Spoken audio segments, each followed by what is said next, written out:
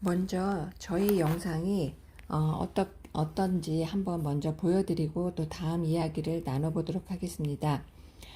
먼저 방자유기 가벼운 영상하고요. 또 석굴암 영상 한번 준비해 보았습니다. 그럼 보시도록 하겠습니다.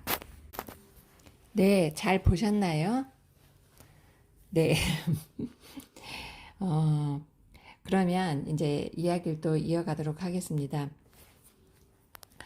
가장 먼저 저희가 이제 미국에서 독후감 대회를 열었는데요. 이순신 장군, 세종대왕 충효회 또 홍익인간을 실천하신 분들 등 해서 미국에서는 현재까지 한 15회에 걸쳐서 독후감 대회가 열렸고요. 코로나 시대가 돼서 팬데믹 시대가 되면서 저희가 이 독후감 대회를 호주, 영국, 이탈리아, 캐나다 이런 데까지 확대를 해서 또 올해까지 이제는 전 세계에서 이렇게 저희가 독후감 대회를 열고 있습니다. 가장 먼저 이순신 장군 수상작을 한번 잠깐 읽어드리도록 하겠습니다. 테네시주 볼튼 고등학교에 있는 에디인 하이스라는 학생의 수상작인데요. 이순신처럼 조정으로부터 부당함을 당하면서도 충성심을 갖고 헌신적으로 나라를 섬기는 일을 계속할 수 있는 인물은 일반 사람들은 말할 것도 없고 열렬한 애국자들 중에서도 거의 없을 것입니다. 왕이 가하는 고문에 의해 고통받고 백의종군하며 고통스러운 굴욕을 겪으면서도 이순신은 자신의 의무를 계속 수행했습니다. 이순신의 놀라운 점은 나라의 지원이나 도움이 거의 전무한 상황에서도 결코 절망하지 않고 나라를 지키고자 하는 그의 목적을 온 힘을 다해 굳건히 지켰다는 것입니다. 사람들은 이순신 장군을 넬슨경, 도고제독, 또 나폴레옹과 비교하길 원할지도 모르겠습니다.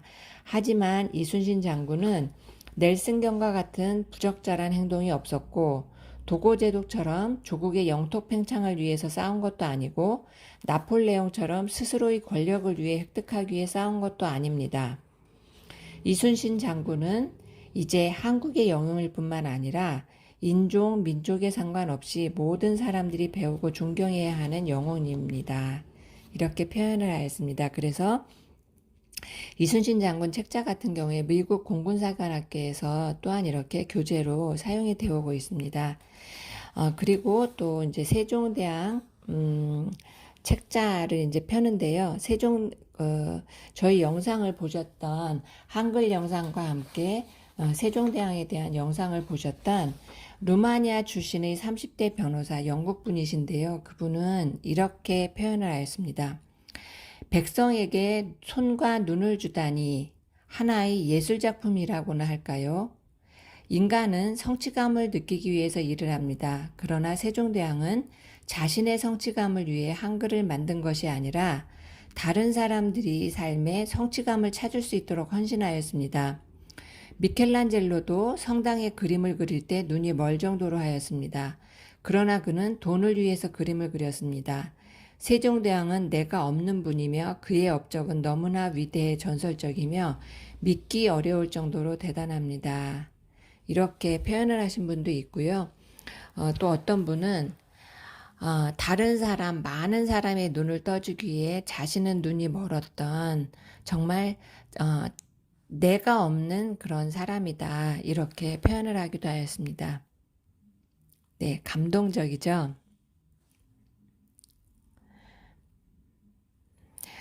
그리고 우리나라에만 있는 전통 충효예인데요. 그 충효예 이 책자 안에는 맨 첫 장에 보면 떼약볕 아래서란 내용이 들어 있습니다. 붓장수가 붓을 팔기 위해서 어느 마을에 도착해서 서당으로 갑니다. 근데 그 서당에 7살짜리 꼬마 아이가 하나가 그 떼약볕 아래에서 글을 읽고 있었습니다. 그래서 조용히 다가가서 왜 너는 다른 아이들처럼 저렇게 훈장님과 함께 텐마루에서 글을 읽고 있지 않니? 하고 묻습니다. 그러자 그 꼬마는 저희 집은 가난합니다. 소장농이어서 저를 서당에 보내기 위해서 어머님 아버님이 지금 떼약볕 아래에서 일을 하고 계신데 제가 송구스러워서 이렇게 저도 떼약볕 아래에서 글을 읽고 있습니다. 이렇게 이야기를 해서 붓장수가 너무나 기특해서 가장 좋은 붓을 선물했다라는 이야기가 나오고요. 또 하나는 우리나라 태평성대의 태평성대 그러면 보통 우리가 요순시대를 떠올리는데요. 그 순임금의 대효라는 이야기가 적혀 있습니다. 요임금께서 이제 후계자를 두어야 할 때가 돼서 신하들에게 천하의 효자를 찾아와라 이렇게 이야기를 합니다. 그래서 중원결에서 찾지 못하자 그러면 배달결에서라도 찾아와라 해서 뽑힌 분이 바로 훗날 순임금으로 불리시는 분인데요. 이분은 어려서 모친이 일찍 돌아가셔서 그 계모 밑에서 컸는데 계모가 좀 포악하였다고 합니다. 그래서 하루는 지붕을 고치라고 올라갔는데 초가에 불을 붙였습니다.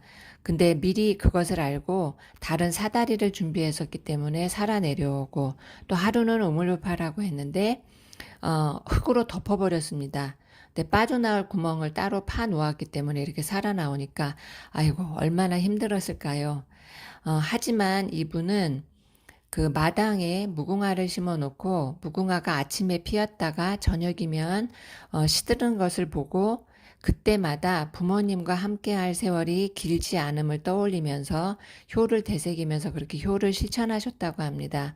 그래서 나중에는 이 계모 또한 감동받아서 화목하게 살았다는 그러한 이야기가 있는데요. 이렇게 하늘을 감동시킬 정도의 그런 분이어야 나라를 잘 다스린다고 생각하셨던 그 요임금께서 순임금께 이렇게 왕위를 물려준 그런 내용들이 이 안에 들어 있습니다.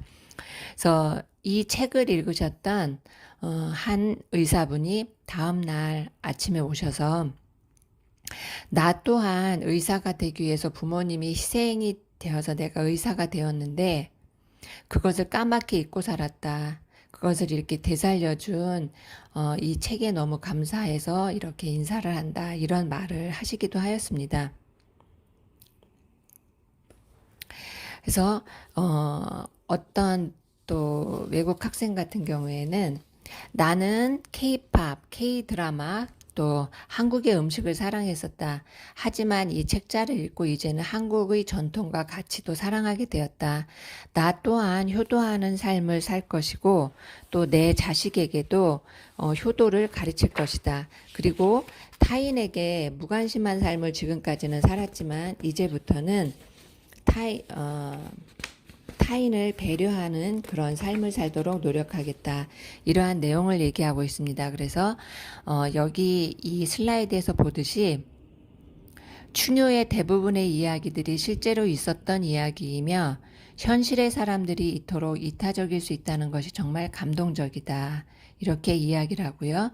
나보다 남을 먼저 생각하고 겸손하고 충직하고 진실한 마음을 갖도록 해준 이 책에 감사한다. 이렇게 표현을 하고 있습니다.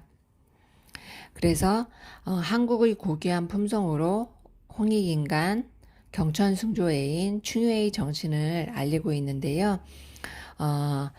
그러면 또 영상을 먼저 보여드리고 말씀을 이어가도록 하겠습니다.